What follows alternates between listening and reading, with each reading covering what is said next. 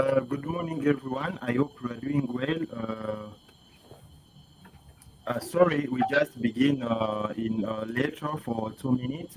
If you are currently watch this event directly on LinkedIn, there is some misconfiguration. You can just switch with YouTube. And I'd like just to welcome everyone in this event. We can begin. Let me just put my presentation. Okay, and I think everyone can see my presentation. Okay. My name is about me. My name is Nicole Banza, and I'm a Cisco Social Visionary Brick Awards.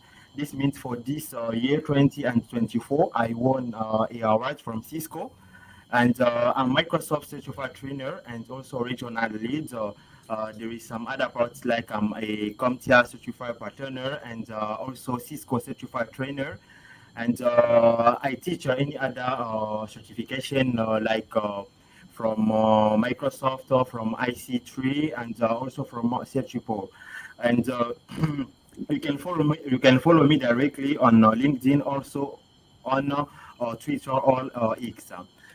In this workshop, we will begin with just the presentation of workshop and conference after some times of just 10 or 20 minutes of this presentation, and we will begin with our speaker for this cybersecurity workshop. How this workshop will work? For the first, we will have three sessions, first and second event. For the first event or first workshop, it will be just the presentation and also some manipulation. It will depend with our speaker. It will be the same also for the second event. After that, we'll have a first event. This will be a challenge. For the first event, there will be some introduction or presentation for the trainer, and the speaker can try to learn or to teach. The workshop will be interactive. Okay, if there is any other question, follow this event directly from YouTube. You can ask a question. Okay, there isn't any problem. And after that, the event for this day, okay, this session will have our first workshop. Again, you will see on the poster that we are sent on LinkedIn, there will be a second event, okay? A second event, it will be the same. Some presentation, some presentation or some workshop from the speaker, you will see directly it. And for the last workshop or our last, it will be a challenge. In this challenge, we'll just take 10 minutes to present the challenge.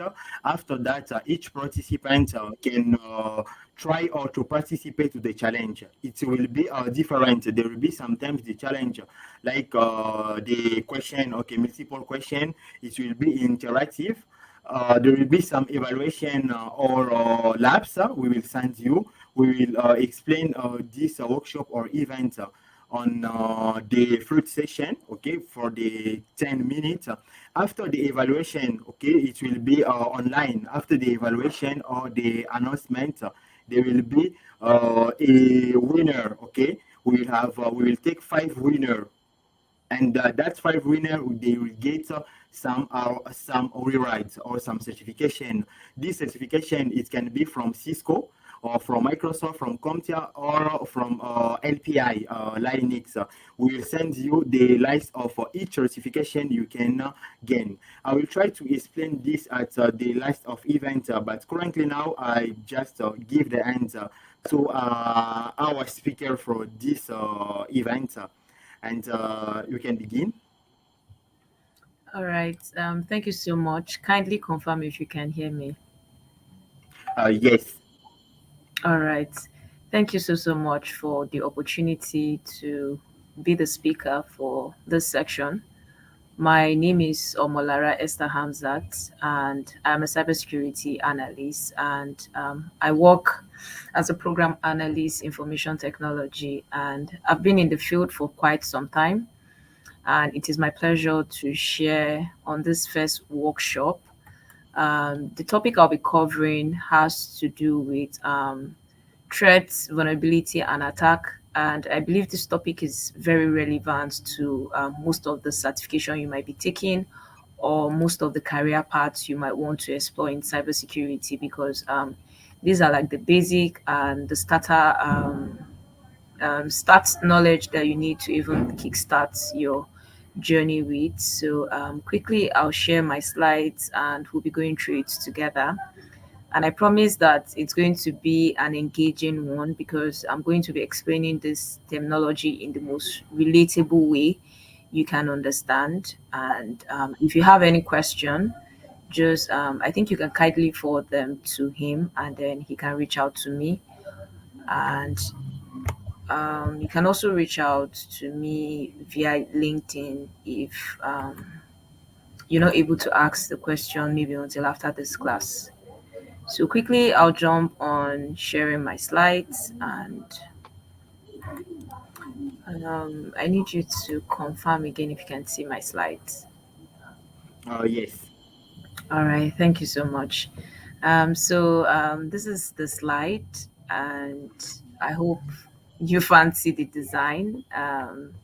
For SORACERT, presented by me, and it has to do with the cybersecurity workshop. And this is our first section.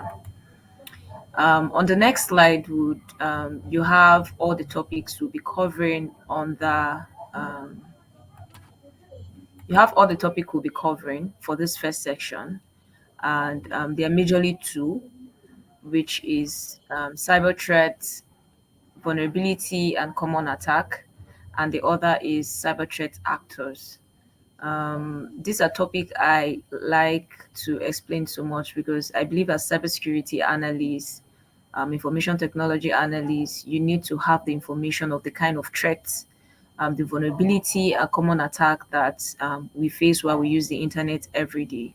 Because this knowledge is very important for you to protect your organization or can be very handy for you as an individual. You also need to know the cyber actors you're dealing with on a daily basis for your organizations, and for you as a person. You need all this information because they're very handy for you. Under threats, under the first topic, we'll be covering malware, viruses, worm, trojans, ransomware attack. We'll be covering phishing, spear phishing, smishing, vishing, social engineering, denial of service, distributed denial of service, SQL injection attack, cross-site scripting attack, man-in-the-middle attack, which is also known as on-path attack, the zero-day exploits, and insider threats.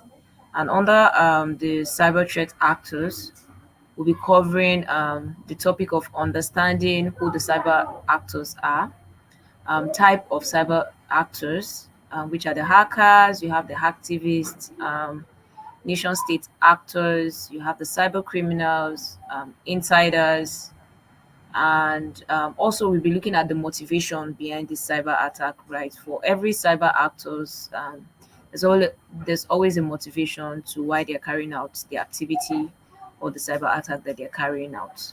We're also going to look at the profile of notable cyber threat actors and some real world case study of cyber threats attack that has happened and that we're going to look into.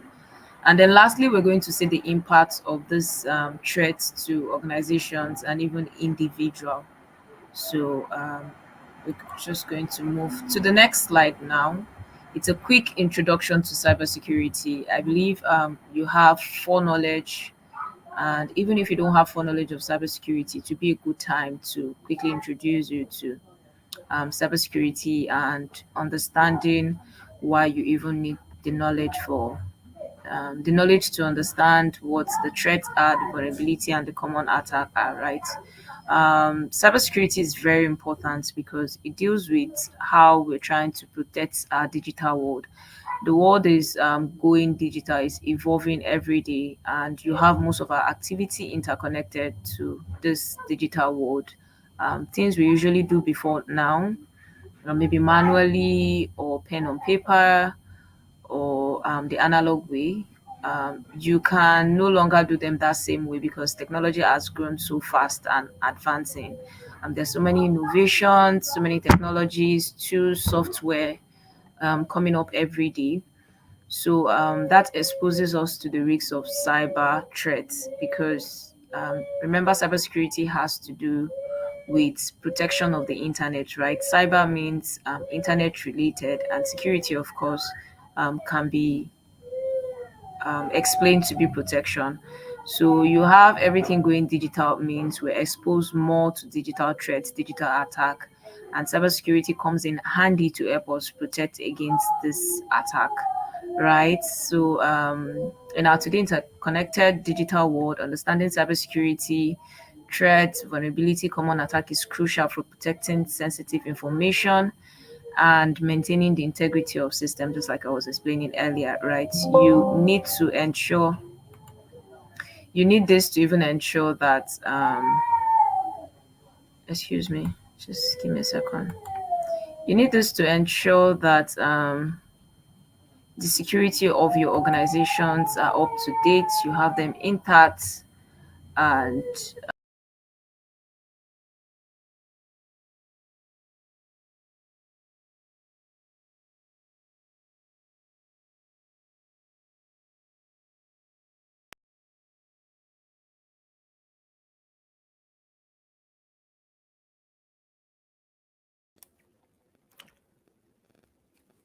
Let me try to see. There is some issues with network connection, and just I'm currently to add. Okay, we'll take this time. Sorry, there is some problem with our network connection, and we'll take just this time to add this one. Okay, the topics of this session, I will just try to present at the end. confirm if you can hear me. Yes. Okay, apologies for that breaking section. I'm so sorry. Apologies. So I was explaining that our world is interconnected, right? And cybersecurity, understanding this are very crucial. So we can be able to protect our organizations. And also remember, you want to maintain the integrity of the system that you use, right? And I said earlier that these threats are ever evolving, not just the cyberspace that is evolving and new technology are just evolving, but so also are the threats we get to face also evolving, and we need to stay vigilant and we need to stay informed. We need to stay up to date as cybersecurity analysts, right? Which is why the knowledge of this is going to come in very handy for you, right? It can help you better protect from cyber attack, right? And is very handy, and it will help you ensure that the security measures of your organization are up to date. On the next slide, we can just dive into the different cyber attack vector. So these cyber actors are able to carry out cyber attack with the help of attack vectors, right? They use this whether procedure or tools or whatever you have to get at their victim, maybe individual or organization, to get at them. Some of these attack vectors are technical, some are less technical. So for like the social engineering is less technical compared to maybe malware, which is a bit technical. So whether technical or less technical, they are very relevant because cybersecurity continue to use them, use these various attack vector to get at their victim, right? So social engineering is a big cover under which phishing, smishing, vishing, spear phishing falls under, right? And it's considered less technical because it involves little or no tool to actually carry it out. So what the cyber actors will usually do is to leverage on your emotions, try to play smart on you just to get out information, just to get information, like very sensitive information out of you, right? And quickly phishing. Phishing on the first on the list is phishing. And phishing is a kind of social engineering that is carried out with the help of via email. So you have the cyber actors practicing this malicious activity by sending email to user, and it is for the purpose that they want to trick their victim into revealing personal information to them, or persuade their victim to click on links that they usually would not. And these links are always malicious. And when the user or the victim click on it, and they tend to fall into the trap of the cyber actors and would lead to organization damage, cyber attack, data breach, or whatsoever that will be very detrimental to the organization. Next on the list is phishing. Phishing is similar to phishing, just that in this case, it uses text message instead of the email, right? And as usual, this email will contain malicious attachments, and they're usually with the intention to actually trick their user into giving up personal information. So the part of the world where I find myself in Nigeria, you have them tend to want to ask you information about maybe your credit card details, or want to ask you for the PIN, or they would even go further to lie to you that they are calling you from the customer representative department of a bank, that they've sent a code to you. If you can just quickly share that code with them so they can help you update one or two on your accounts. But it's not always true. All they're trying to do is just to get sensitive information, personal information out of you that they can use to now carry out their intention, whether they want to still, maybe it is for financial gain, or they're trying to just get that information out of you to impersonate you somewhere else, right? And third on the list, we have vision. Vision is similar to the two we've listed earlier, just that in this case, it has to do with mobile, with call. It can be, it's usually, you call it voice over IP technology, right? And these guys can sometimes spoof a caller ID, so they can appear on your phone to be maybe a real company or a real person, and you're quick to almost fall for the trap of, oh, this is actually a legitimate call, and you never can see that it's actually coming from cyber threat actors. We really need the knowledge of cybersecurity to be able to distinguish between the legitimate calls and spoofed call from cyber threat actors. And lastly, on this list, you have spear phishing. Spear phishing is a form of phishing. Instead of just sending out email to anyone, this time around you're targeting a particular group of user, right? It might be maybe a particular department. It might be maybe you're targeting, it might be maybe the cyber attack actor is targeting the finance department of an organization. And so they don't need to send the email to everybody. All they might just need to do is just to send information to that finance department, because those are their target, right? So this is not just the random phishing that covers maybe sending email to random people. In spear phishing, you have the cyber actors targeting a particular group of user, or even a particular user that they seem to be okay. These are people we really need. These are the persons we need to get information out from. To my next slide, you have attack vector, and this is malware. So if you remember earlier, I shared that some are technical than the other. So I consider malware attack vector to be technical than the social engineering that usually would just have to deal with the cyber actors trying to leverage on your emotions, maybe in terms of urgency. They're trying to make you quickly respond to something, or they're trying to make you do something out of fear, or they're trying to make you carry out an action out of greed or something, right? Those are emotions that cyber actors leverage on in terms of social engineering. But in terms of malware, this is a bit technical, and you might have them developing tools, software that they are trying to use to launch this attack to the organization or specific individual, right? And I mentioned quite a few.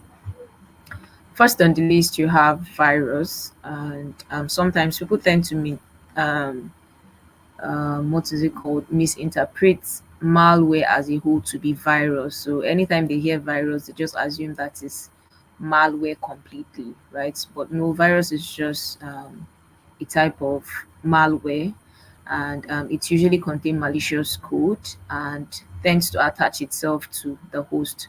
So remember that malware would not just find their way into your system or your organization.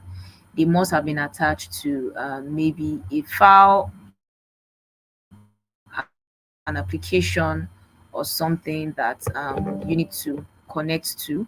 So maybe when you download, when you click on those applications, they tend to install malware automatically into your system, right? Um, so in terms of um, virus, virus tends to um, execute itself immediately the host application is being run. So the virus on its own would not automatically install into the host system until that file or application that's been downloaded um, is being run. Maybe the user is trying to install it or something, so it's automatically what is it called, gets executed as well, because that install file is being executed as well, right? Otherwise the virus would just lie there and will do little or nothing until the host application is being executed. um, for worm is similar to virus, but just that it self-replicates and doesn't really need much action from the host application before it starts to interact with the host system. So virus, worm, they're similar to each other, but take note that one is self-replicating and can travel and interact with the host system even without the host application being run, right? But for virus, the host application gets executed, so also the virus gets executed and starts working immediately. Last on this list, you have the Trojan horse. I consider the story behind the Trojan horse very, very interesting because Trojan horse find its roots from the story, the Greek methodology around the city of Troy, and I think there was a war between the Greek and the city of Troy, and the Greek soldiers tried to invade into Troy city, but they could not because of the strong defense that Troy had, and they tried after several attempts. They could not come up with anything, so they came up with an idea, and they decided to gift Troy City a wooden horse as their tribute to appreciating or celebrating the strong defense that they have. Um, Unknown to the city of Troy, they accepted the horse into the city after the soldier had left, and they started marrying, they were rejoicing and all that, and not knowing that inside that horse were actually soldiers that would later go to open the city gates and attack the city. So that is similar to the Trojan horse, because Trojan horse usually comes as a useful utility, but usually comes embedded, comes and you have malicious code files embedded inside it, right? It looks very enticing from the outside, but usually contain malicious files that can bring harm to your system, and is usually a drive-by download that it is delivered into users' system. Next on the list, you have other type of attack. You have the denial of service and the distributed denial of service. So these are the attack where this is the type of attack where the cyber the cyber actors target a particular maybe victim organization, and is with the intention to actually exhaust their resources, right? So an example can be maybe a website. For a website that is being run and maybe designed to take 50 posts at a time, but you'd realize that these cyber threat actors can design botnets to contain maybe like 1,000 virtual computers, and use it to launch an attack on that particular website. And once there's a resource exaltation on that system or website, what you realize that it will bring down the website. The website would no longer be up again because its resources has been exhausted, right? So this cyber actors launched a denial of service attack with the intention to exhaust the resources of maybe the system resources, and with the intention to bring it down. Another attack is the man in the middle attack, which is also known as the on-path attack. And it is a type of attack where the cyber actors are trying to intercept active communication between two people, and they usually intercept with the intention to maybe steal vital information or even compromise communication between the two user. It might be between two user, between two computers within the network that this particular kind of attack is being carried out, right? And usually the user or the computer are unaware of this kind of attack because they can barely um, see that their communication are being intercepted or something. So on the next slide, you have the 0-day vulnerability. So the 0-day vulnerability is known as a weakness or a bug that is unknown to a trusted source. So most times you have 0-day vulnerability in an organization, in a product, in a tool, and they're not even aware, right? And if it's not reported by if it's not reported on time to the organization, it can be exploited by the cyber threat actors, and it's not always going to be a good one if the bad guys are the ones to exploit it um, before the organization gets to know. Another is cross site scripting, which is a type of web application vulnerability, right? And what it does is that it allows attacker inject script into web pages. And the common weakness enumeration team have, um, I think, this team actually included the cross-site scripting to be one of the top 20 most common dangerous software weaknesses, right? For several years, not just maybe a particular year, for several years over and over again, it appears to be among the top 25 most dangerous software weaknesses that software applications can experience. And the attack is usually by entering an untrusted data into a web application by the threat actors. Next, okay, last on the list, you have the SQL injection attack. And this time around, this is a type of um, application attack, web application attack, right? And it is code based vulnerability, and what it allows the attacker do is to read and access sensitive information from the database. So most times you hear web application security include ensuring that, okay, um, what is it called, developers don't just develop code, but they ensure that they actually secure codes, right? Because cyber actors can actually what is it called, exploit vulnerabilities in their code if they don't ensure that they use the secure coding life cycle while trying to develop maybe a software or an application, and attackers can bypass security measures of application, and they can use SQL query to modify, update, or even delete record from that database. So those are like common attacks that not all of them, but those are like very common attacks that we come across every day as cybersecurity analysts. So you have the non-technical, just a quick recap: phishing, smishing, phishing, spear phishing.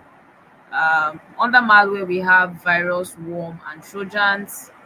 We have denial of service as a type of attack. We have man in the middle as a type of attack. You have the zero-day vulnerability. You have the cross site scripting as well. Is a type of web application vulnerability. And you have the SQL. Lastly, the SQL injection, right? For our next slide, we'll be going into who the cyber threat actors are, who are the people who make use of those attack vectors that we've explained before now. So the cyber threat actors are encompasses a wide range of individual, right? You have them as individual, you have them as group. You'll be shocked to know that even organizations are considered as cyber threat actors because they carry out malicious activity, right? Maybe with the intention to cause harm to other businesses or even to individuals, right? And their motivation differs. For the different cyber threat actors that we have, so also are the different motivations we have for these cyber threat actors. Some of them might be financial gain, some of them might be political goals, some of them might be ideological belief, some of them might just be simply with the desire to just cause disruption to an individual or an organization, right? Next slide explain quickly one of the top cyber threat actors um, in the field. And first on the list is script kiddies, right? Remember I said their motivation differs. So for a script kiddies, his motivation is simply just to disrupt, just to cause a disruption. Is most likely not financially motivated or for political reason. His end goal might just be cause disruption on a network or bring down a server or bring down a website just to cause disruption, right? And they're usually considered to be inexperienced hacker, and they usually use pre-designed tools and scripts to carry out this kind of attack, right?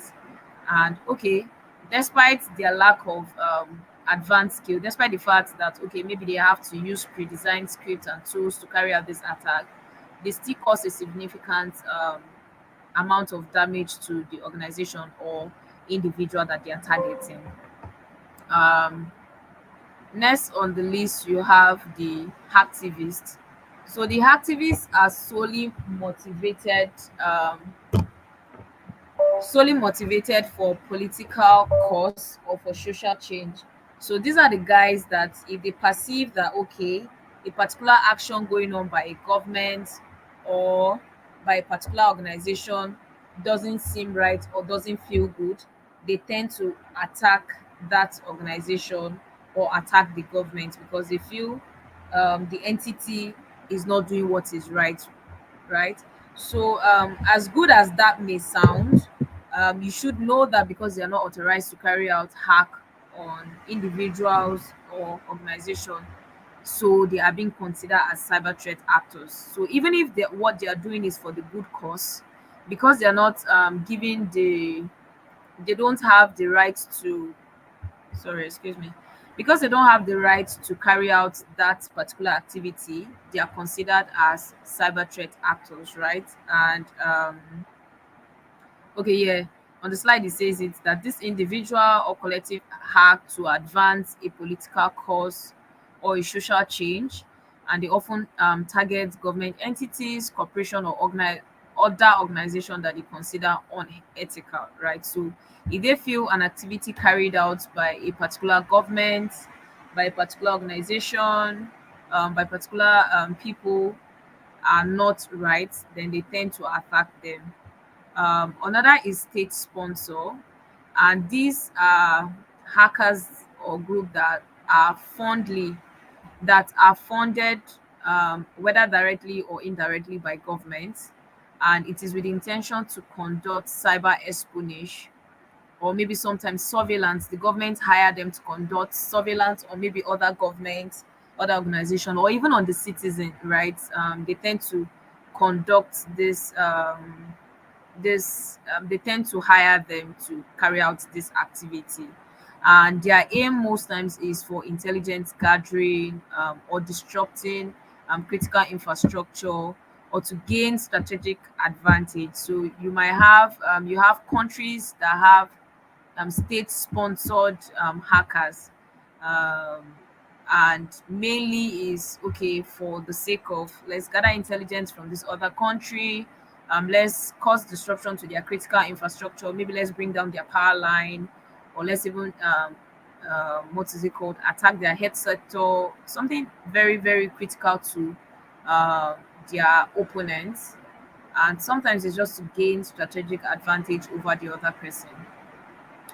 Under it, you have cyber espionage. So you might be wondering, okay, if the state sponsor guys conduct cyber espionage, why do we have cyber espionage again?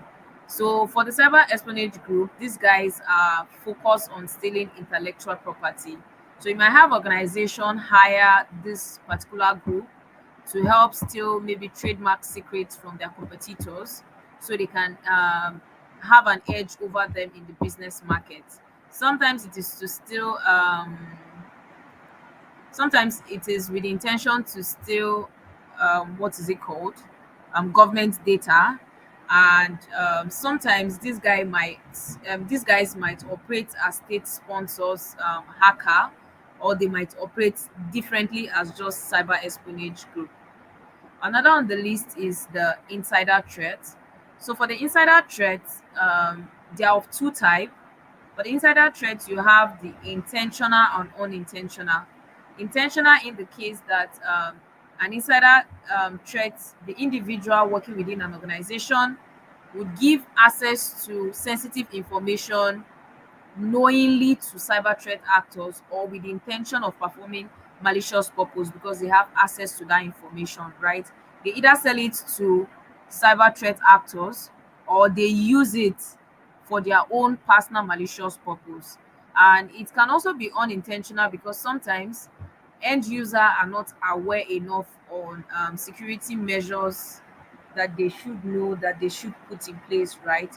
So unknowingly, they tend to give out the information to cyber threat actors, or maybe out of their carelessness, not being careful enough, they tend to give out this information that is later used for malicious purpose.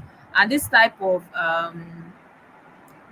what is it called? This type of attack is known as the insider threat, and is also known as a type of cyber threat actors because this particular attack is being carried out solely with the help of somebody from the inside. That's why it is called the insider threat.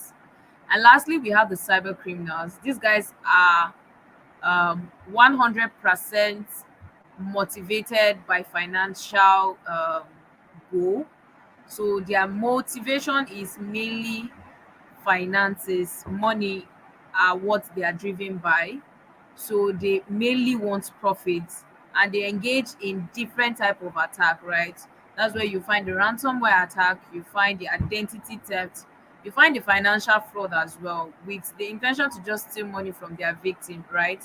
Another is they go further to conduct maybe non-technical attack, and they tend to use non-technical attack vectors like phishing to get information out of their victim, right? So these are the type of cyber threat actors. um, Next on the list, you have the organized cyber crime group, right? So before now, we've mentioned the different type of cyber threat actors and what they are being motivated by. But the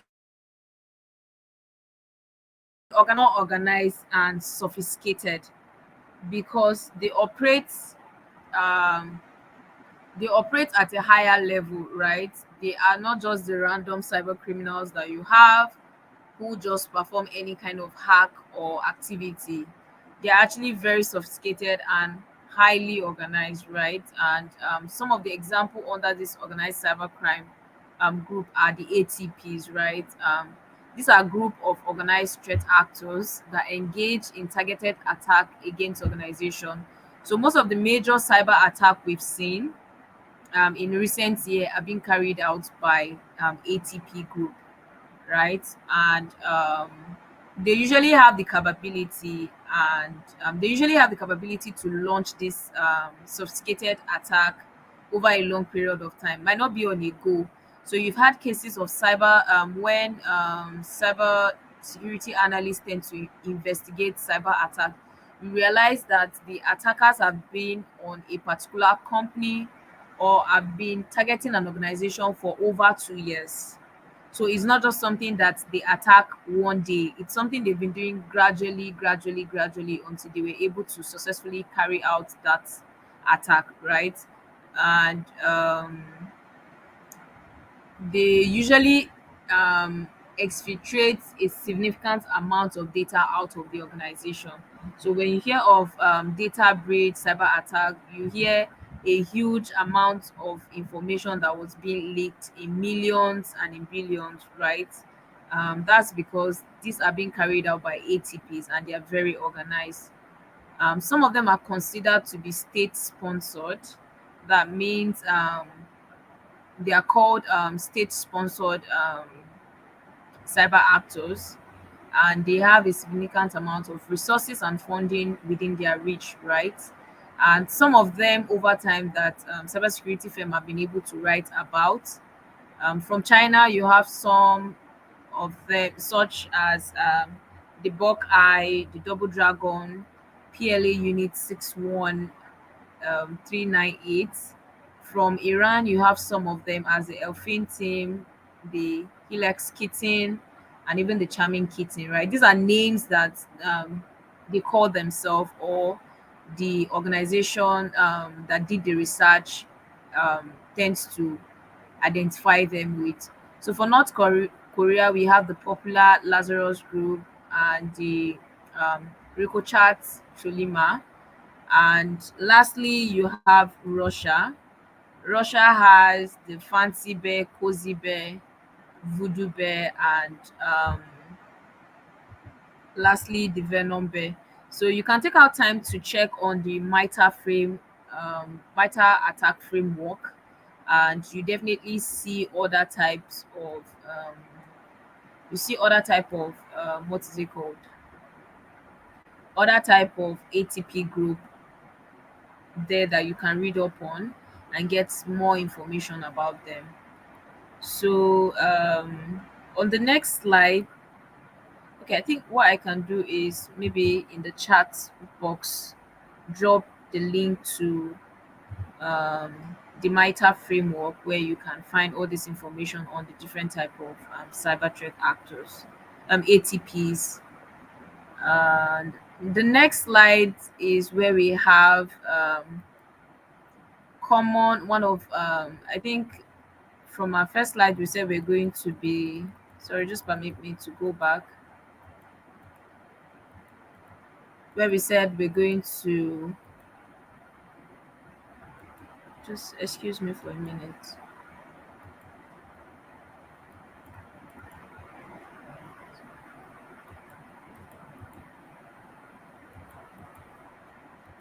So we said we're going to like see real world cyber, we're going to see real world cyber threat attack and the impact it had on those organizations, right? So those are what we'll be looking at on this slide. So I picked one of the two most popular ones that I liked so much, cyber attack that has happened, that I enjoy talking about so much. So first is the Equifax data breach that happened in 2017, and the type of attack was a data breach, and it had to do with unauthorized access to sensitive personal information the of individuals, right? and the target was this particular company, which is the Equifax, which is a credit reporting agency.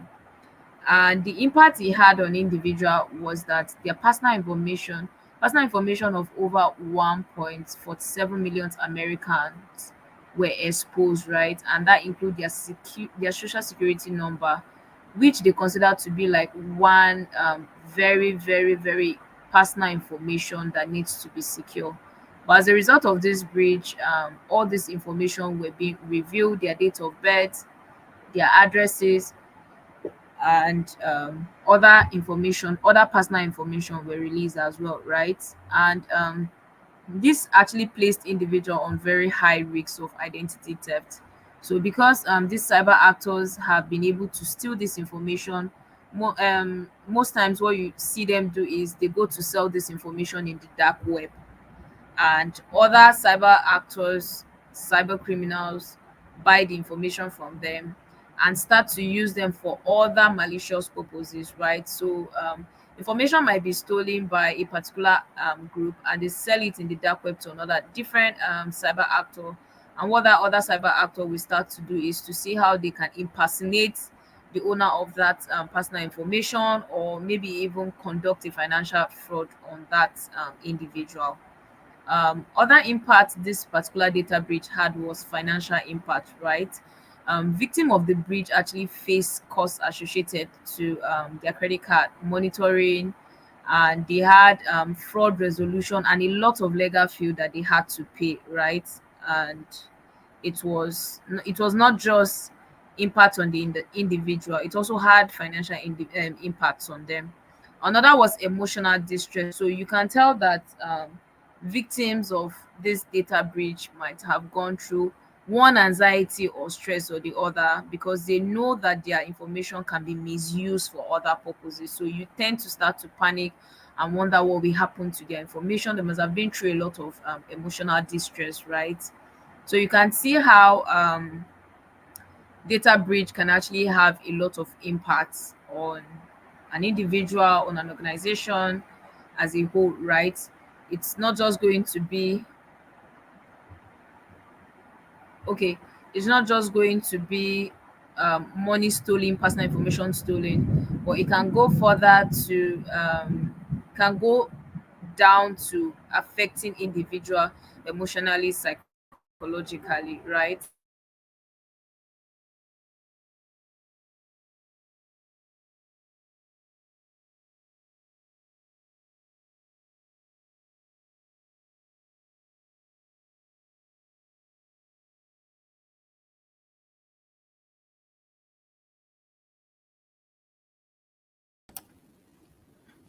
Please, can you just give us some 5 or 2 minutes to see some technical problem? And I hope currently now, if there is any other question, please just wait, and you can ask at the end of this event in just some minutes. And if you are currently watch this event directly on YouTube, there isn't any problem. You can just send your question, or you can ask anything. It was just for 2 slides before we end this event. Let me try to explain for our programs for the other objective. Just 1 minute, please. Okay, this one.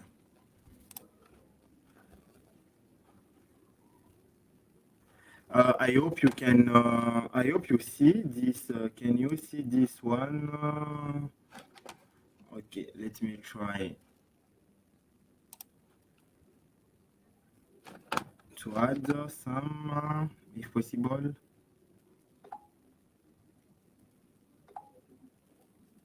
Okay. This part.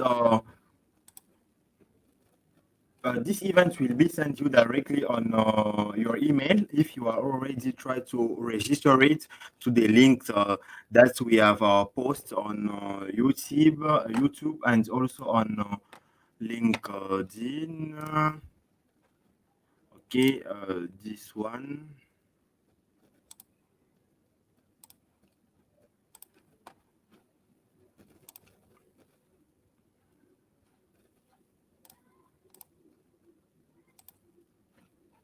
No, it's this one. Okay.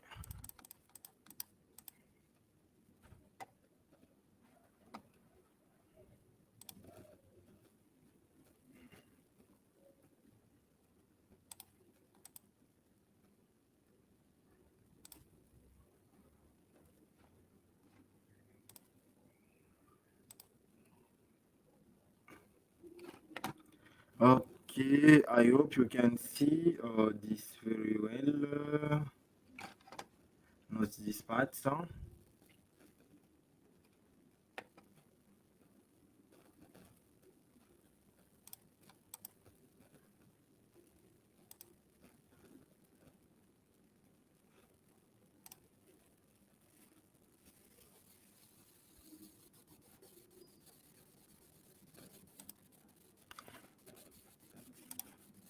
Okay. Sorry, and this part, when our speaker currently try to resolve the problem with our the network, I will try to explain this part, the rewrite and also the certification. Like I told anyone beginning of this event that we will held three events. The first event will be today, and the second event will be tomorrow. In both of these events, we will try to explain for this event, it is just for cybersecurity. We will try to explain on the topics from fundamental to intermediate event. And after that, on the next Sunday, I think I will send you an event on the next Sunday or Saturday. There will be a challenge. In this challenge, it will be just a simple answer and question. It will be held online, and each person will work directly from their side. But before to participate to that event, I will ask anyone, if possible, after this event, we will try to send you. I can send the event. Let me just send you a link now. Okay, I just sent a link now on.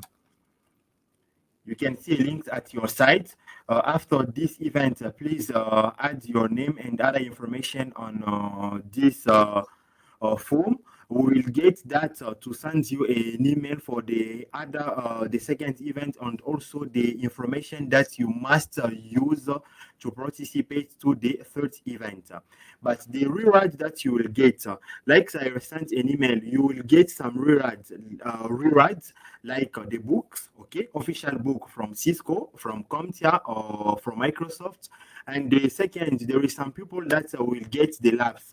You can get the chance to have the labs, and the other people will have the chance to get the voucher. That voucher you can use it directly at your on your from on Certipol, or you can use the voucher directly on View. Okay, some like if you have the test center directly in your site on your city, you can use a person view center. Just let me just send you an example of that labs you can get.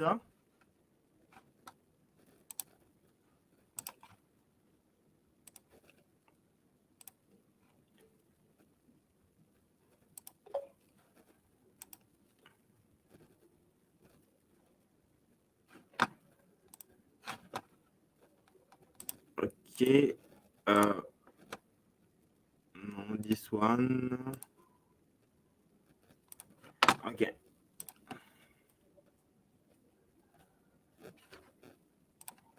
I will try just to present you some content that you will get for free after this event, and you will see also the price for there will be just the top challenger, five top challenger that will not give the voucher to anyone. That's why I ask you, please follow this event, and there will be some question that will take directly from this. uh, because this it is our cybersecurity challenge or our cybersecurity event. For the person that will gain the highest point or highest percent, that person will have the change to have the voucher for security plus. Okay, that is for the first. That is for that first person will get this voucher. Okay, and for the second person there will be for the voucher of the CST. I know you know directly the new certification from Cisco, the CST. There is the CST security and the CST for networking and also cyber security. This one you will see the price will depend. Okay, at your site, sometime this price will be $100, $200, and also in the other country, I don't know the price. But our side, we just take the time to give you the ability to take some certification and also the ability to begin your career in cyber security. And the other question, because I think our speaker was, and that was just the last slide. Okay, this means we can just go from the question, and I can conclude with the presentation of this challenge. Okay, like I was just trying to told you for the cyber security. Okay, if you gain a chance to be the second person, we have this one certification, and feel free, this certification you can take directly your exam remotely from our test center, or you can use this certification in any other center. There isn't any problem. For the other 3%, you will have the ability to get the trainings for Security Plaza, the trainings for CST, and also some trainings that will give you the ability to take some Microsoft fundamental exam, like the security and also compliance exam that you will take after the end of this event. But I don't know if there is any other question. Please, we just go over our time. Please, can you ask me if there is any other question on this event, or if there is any other question on the conference? Okay, you can send your question on the in the commenter directly.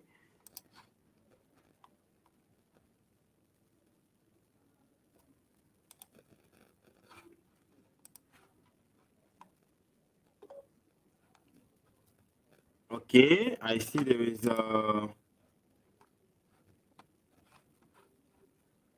let me see. Okay, Mr. Obed just asked this question. Can I back up inside the trade?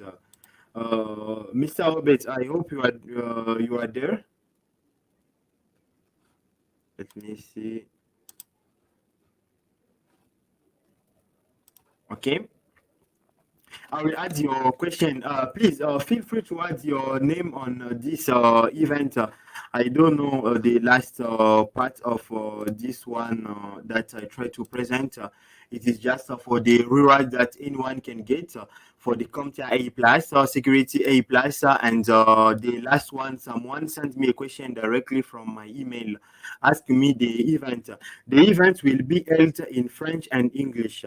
That for this is for our first event. We begin last year, and the 2 previous months we have some event, but just that event was privately. That's why we decide for this event to give the ability to anyone to take the event. For our next event, we'll have a event on cloud computing. There will be some events on network. There will also be some events on programming. The events will be in French, and also some events will be in English. For this first event, it is just to give to anyone that speak English to have the ability to take the event and to take also the question. There will also be some event in cybersecurity, but in French. Okay, just I know there is some people ask how we didn't do that event in French. That sorry, we will do this event in French, and also tomorrow we will have another session. Our session must be just for 1 hour. Okay, we'll have another section tomorrow, and for the other session, just send your name. Okay, this is the form that you can put your name, your email address, and also your phone number. We will send you any information and also the other links for the tomorrow event. And if you have any other question, please, you can ask it. You can ask the question tomorrow, and the presentation will also be sent to you tomorrow. That is the form you can add. And also the question for Mr. Obed, I will just ask you, please be there tomorrow on the same time. Okay, let me add a question. Okay, the next step after this event, the first step that I can ask anyone, it is just to add your name. If that it is not put, you can add your name. For the second event, after this event, I will send you a link. Okay, sometimes just we try to use YouTube, and we try to use Meet, or we can use WebEx. That we will send you the links. After the other event, it will also just be privately, not streamings on YouTube. Okay, I think any other question, please, before we are over the time. I must just end this event in 2 minutes. Please, I can just try to say in French, okay? Sorry. Je ne sais pas s'il y a d'autres questions. Si vous avez des questions et des préoccupations, vous pouvez toutefois nous les envoyer. L'unique des choses que je pourrais vous demander, c'est de vous abonner aussi à notre page LinkedIn, ok, et à la chaîne YouTube pour avoir les différentes autres informations. Demain, on aura un événement. Ça sera en anglais. Mais n'oubliez pas nos prochains événements. Après l'événement de demain, on aura d'autres événements qui seront en français et aussi en anglais. Comme nous sommes déjà au-delà du temps de quelque chose de 10 à non, de 2 minutes, je pense que je dois arrêter l'événement. Merci beaucoup pour votre participation, aussi votre présence. S'il vous plaît, n'oubliez pas de vous abonner pour que je puisse, plutôt, de remplir le formulaire pour que je puisse vous ajouter, pour que je puisse vous envoyer plutôt le lien. OK. Merci beaucoup pour votre temps. Thanks for your time. Have a nice day, and bye bye. This is the end of event. Thanks.